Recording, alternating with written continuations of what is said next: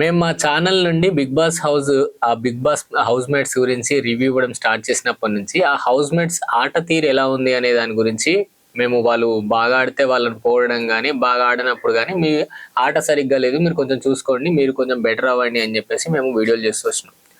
కానీ మొన్న భరణి గారి గురించి ఒక వీడియో చేసినప్పుడు ఆ వీడియో కింద ఒక పర్సన్ కామెంట్ పెట్టాడు. అదేంటంటే చెత్తనా కొడక అని చెప్పి కామెంట్ పెట్టాడు.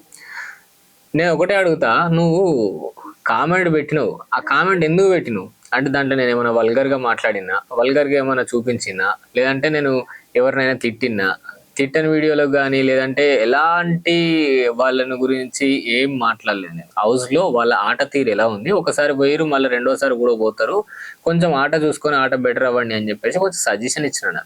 ఆ సజెషన్ ఇచ్చిన దాంట్లో మీకు ఏం బూతులు కనబడ్డాయి అంటే చెత్తనా కొడక అని చెప్పేసి కామెంట్ పెట్టినవు. అంత వరకు నీకు కామెంట్ అందుగా పెట్టాలని చెప్పి ఎందుకు అనిపించింది? ఇదే పర్సన్ మళ్ళీ నేను ఆల్రెడీ ఆ కామెంట్కి కింద రిప్లై కూడా పెట్టినా, కొంచెం give respect and take respect brother అని చెప్పి పొలైట్గా చెప్పాను.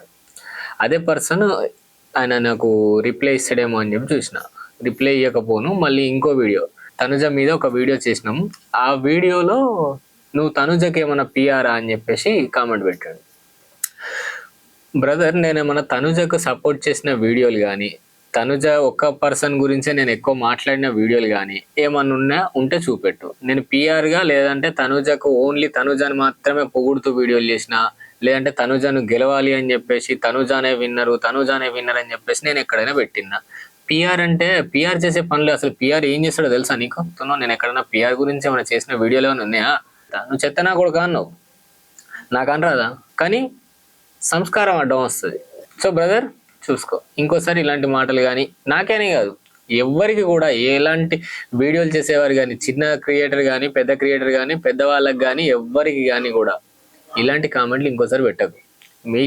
నీకు ఒక్కనికే చెప్తారని ఇంకెవరికైనా కూడా ఇలాంటి కామెంట్లు పెట్టకండి బ్రదర్.